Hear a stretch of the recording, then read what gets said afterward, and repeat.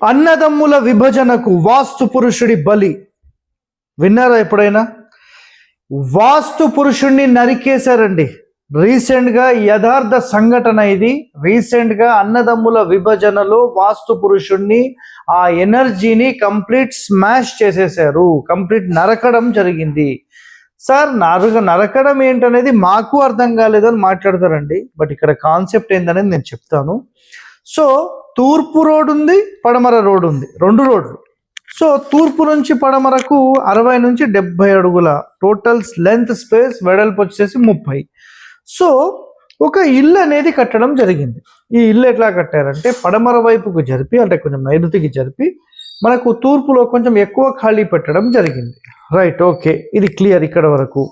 So ఆ ఇల్లు కట్టేసేసి 15 సంవత్సరాలు అయిపోయింది. అందరూ బాగానే ఉన్నారు. సడన్గా వాళ్ళ నాన్నగారు చనిపోవడము, ఆ ఇంటిని 2 ముక్కలు చెయ్యాలి అనే ఒక కాన్సెప్ట్లో మరి పెద్దోడు పైన ఉండాలి, చిన్నోడు కింద ఉండాలి.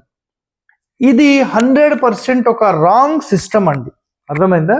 సో ఒరిజినల్ సిస్టమ్ ఏంటి నేను ఒకసారి చెప్తాను మీకు. టోటల్గా వీడియో చూడండి. సో అన్న పైన ఉండాలి, తమ్ముడు కింద ఉండాలనే కాన్సెప్ట్ ఎక్కడ లేదండి. ఎవరైతే బాధ్యతలు అన్నీ తీసుకొని వాళ్ళు ముందుకు వెళ్తారో వాళ్ళు మాత్రం పై భాగంలో ఉండాలి. ఎందుకంటే పై భాగంలో ఉన్నోడే అన్నీ చూడగలుగుతాడు అనే ఒక కాన్సెప్ట్తో పై భాగము అనేది చెప్పబడింది. ఇది ఒరిజినల్ రూల్ ఇది. సో ఇక్కడ ఏం చేశారంటే ఇల్లు అనేది ఇప్పుడు 70 ఫీట్లలో ఇల్లు అనేది ఆల్మోస్ట్ 50 ఫీట్ల వరకు ఇల్లే ఉంది. సో తండ్రి గారు చనిపోయిన తర్వాత ఈ ఇంటిని 2 ముక్కలు చేయడం కోసం ఇంటి మొత్తంలో సెంటర్లో గోడ కట్టేశారండి.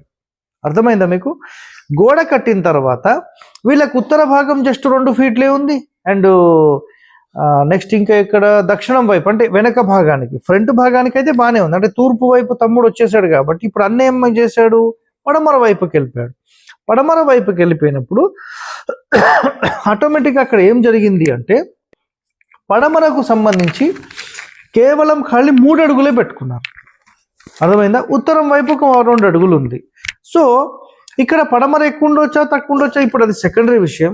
సో ఇతను ఏం చేశారంటే పడమర ఫేసింగ్కి సంబంధించిన వాయువ్యం అది ఎట్టొస్తుంది, ఇంటికి సంబంధించిన సెంటర్లో గోడ కట్టేశారు కదా, ఆ గోడ కట్టిన తర్వాత ఆ ఇంటి లోపలనే వాయువ్య భాగంలో పెట్టేశారు. అర్థమైందా మీకు? సో అప్పుడు ఆటోమేటిక్గా అది ఒక పెద్ద డేంజర్. లేదా ఆగ్నేయంలో పెట్టారు ఒక మాట, అప్పుడు ఇది 100% ఒక మేజర్ డేంజర్. ఇంటి లోపల ఎప్పుడూ సెప్టిక్ ట్యాంక్ అనేది పెట్టొద్దు. ఏ క్షణమైతే ఈ సెప్టిక్ ట్యాంక్ని ఆ ఇంటి లోపల ఆగ్నేయం వైపు పెట్టేశారు ఖచ్చితంగా డ్యామేజ్ జరుగుతుంది. ఆ ఇంటి లోపల ఎవరైతే యజమాని డ్యామేజ్ చేశారో, అది డివిజన్ చేశారో 100% వాళ్ళు చనిపోవడం జరిగింది. ఇంకొక వ్యక్తికి కంప్లీట్గా మెంటల్గా రిటైర్ అయిపోయారు ఆయన. అంటే మీకు అర్థమైందా? మెంటల్లీ రిటార్డెడ్ అంటారు కదా. సో ఆటోమేటిక్గా అతని బ్రెయిన్ అనేది డ్యామేజ్ అయిపోయింది. అంటే కంప్లీట్ పిచ్చి అయిపోయాడు. సో కాబట్టి ఒక ఇల్లు డివిజన్ మీ ఇష్టం వచ్చినట్టు చేయడానికి ఉండదు. నేనైతే ఒక్కటే చెప్తున్నానండి, మీకు ఒక స్థలం ఉండి ఒక ఇల్లు ఉంటే ఒకరి ఇల్లు తీసుకొని ఆ ఇంటికి సంబంధించి ఎంతో కొంత అమౌంట్ ఇచ్చేసేసి ఆ స్థలం ఇచ్చేసుకోండి, అట్లా చేసుకోండి. ఇంటిని 2 ముక్కలు చేస్తే దాని ఇంపాక్ట్ వాస్తు పురుషుడి మీద పడితే అది ఆ ఇంటి లోపల ఉన్న వాళ్ళకే కంప్లీట్లీ డ్యామేజ్ అనేది చేస్తుంది. ఇది మాత్రం గుర్తుపెట్టుకోండి, మర్చిపోవద్దు. ఇంకేమైనా పాయింట్ చెప్తారండి? అదేనండి. ఇప్పుడు ఏమైందంటే వాళ్ళకి ఒకటే ప్రహరీ కూడా. ఎస్. ఇప్పుడు పడమర వైపు ఏమో రోడ్డు ఉంది, తూర్పు రోడ్డు ఉంది, ప్రహరీ కూడా ఒకటి. అది ఇతను ఏం చేశాడు, పెద్దోడు కొంచెం ఎక్కువ రావాలని చెప్పేసి ఇలా వచ్చేపెట్టి ఇతని బెడ్రూమ్ నుంచి గోడ కట్టారు. ఇదేంటి సార్ డివిజన్? అది మళ్ళీ నెక్స్ట్ వీడియోలో మాట్లాడదాం. ఇప్పుడు ఏమైంది, అతను తీసినటువంటి సంపు ఉంది కదా, అతను తూర్పు అనుకున్నాడు. ఇది డివైడ్ చేయలేదు కదా, కరెక్ట్ గా గర్భంలో పడింది. మొత్తం టోటల్ గా వాస్తు గర్భంలో సెప్టిక్ ట్యాంక్ ఒకటి వచ్చింది, మళ్ళీ వాటర్ ట్యాంక్ వచ్చింది. ఆగ్నేయంలోనేమో సెప్టిక్ ట్యాంక్ వచ్చింది, ఇటువైపు ఏమో సంపు వచ్చింది. అంటే 2 కరెక్ట్ మధ్యలో వచ్చినాయి, ఇంటి లోపలనే వచ్చేసి. ఇద్దరు పాడైపోయారు సార్, ఇద్దరు కూడా పాడైపోయారు. ఇప్పుడు సపరేట్ చేయాలంటే ఇప్పుడు వాళ్ళిద్దరిని కూర్చోబెడితే కూడా ఒక ఫైర్ అయిపోతున్నారు. ఇద్దరు కూడా మాడుకోవట్ల సరిగా.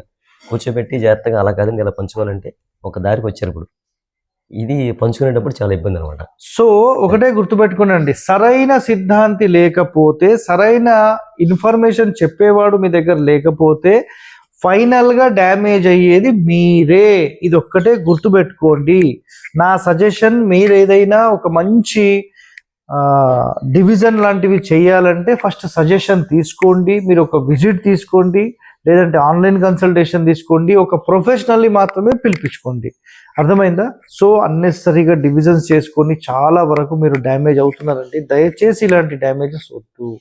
సో ఇలాంటి ఎన్నో రహస్యాలు మీరు తెలుసుకోవాలంటే మన ఛానల్ వెంటనే సబ్స్క్రైబ్ చేయండి. థ్యాంక్ యూ అండి.